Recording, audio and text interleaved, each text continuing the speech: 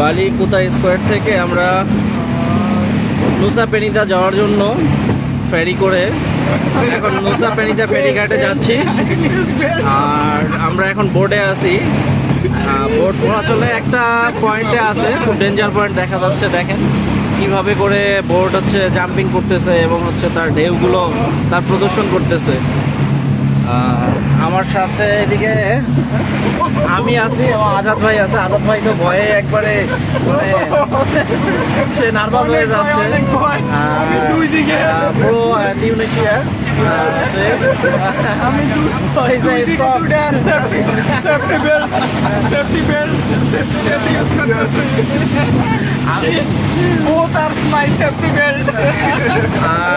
Bangladesh